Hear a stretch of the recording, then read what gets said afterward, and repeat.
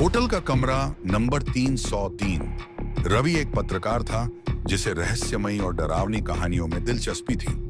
उसे एक पुराने होटल ब्लू मून इन के बारे में पता चला जो शहर के बाहरी इलाके में था।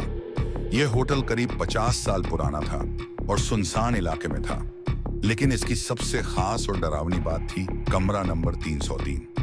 कई लोगों ने दावा किया था कि वहां जाने वाले मेहमान या तो गायब हो जाते थे या फिर वहां से भाग कर आते थे, लेकिन वे कभी अपने अनुभव को शब्दों में नहीं बता पाते थे। कुछ कहते थे कि वहां आत्माओं का वास था, तो कुछ का मानना था कि वहां किसी की मौत हुई थी। रवि को लगा कि यह कहानी उसकी अगली रिपोर्ट के लिए परफेक्ट होगी। वह होटल मैनेजर से मिला और वहां एक रात रुकने की जिद करने लगा। होटल मैनेजर शर्मा जी ने उसे बहुत समझाया, लेकिन जब रवि नहीं माना तो उन्होंने शर्त रखी कि अगर कुछ अजीब लगे तो उसे तुरंत होटल छोड़ देना होगा। रात के ठीक 12 बजे रवि अपने कमरे में बैठा हुआ नोट्स बना रहा था। होटल में सन्नाटा था। अचानक कमरे का टेबल लैंप झपकने लगा।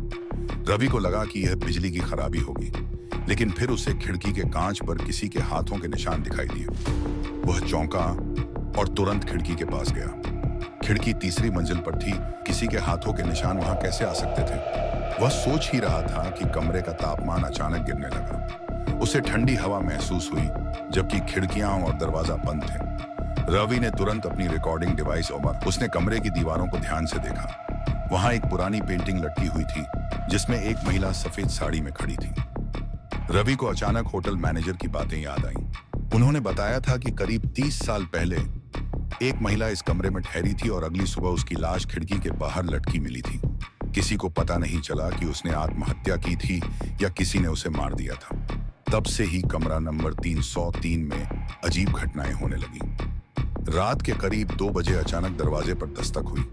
रवि को लगा कि यह होटल स्टाफ होगा, लेकिन जब उसने झांक कर देखा तो बाहर कोई नहीं था।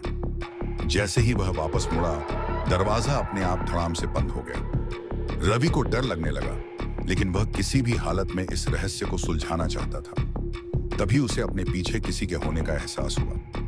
जब उसने मुड़कर देखा तो उसकी रूह कांप गई। कमरे के कोने में सफेद साड़ी पहने एक औरत खड़ी थी। उसके लंबे बाल चेहरे पर थे और उसकी आंखें लाल जलती हुई लग रही थी। रवि ने हिम्मत जुटाकर पूछा, तुम कौन हो? औरत ने धीरे धीरे अपना चेहरा ऊपर उठाया। उसके चेहरे पर घाव के गहरे निशान थे और उसकी आंखों से आंसू नहीं, खून की धार बह रही थी। रवि हिल भी नहीं पा रहा था।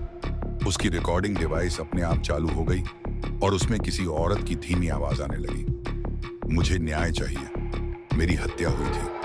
होटल के मालिक ने मुझे मारा था। रवि को समझ आ गया कि यह आत्मा बदला चाहती थी। उसने डरते हुए पूछा, तुम्हारी हत्या क्यों हुई? आत्मा ने धीरे धीरे बोलना शुरू किया। मुझे होटल के पुराने मालिक ने मार डाला था। मैं गर्भवती थी और उसने मुझे अपनाने से मना कर दिया। जब मैंने सच सबको बताने की धमकी दी तो उसने मुझे इस कमरे की खिड़की से नीचे फेंक दिया। रवि को यह सुनकर झटका लगा। उसने फैसला किया कि वह इस सच को दुनिया के सामने लाएगा। आत्मा का चेहरा अचानक गुस्से में लाल हो गया। वह रवि की ओर बढ़ने लगी। कमरे की बत्तियां जलने बुझने लगी। दरवाजा खुद ब खुद बंद हो गया और खिड़की से ठंडी हवा चलने लगी। रवि ने पूरी ताकत से दरवाजा खोला और भागता हुआ होटल मैनेजर के पास पहुंचा। उसने सारी बात बताई, लेकिन होटल मैनेजर ने कुछ नहीं कहा।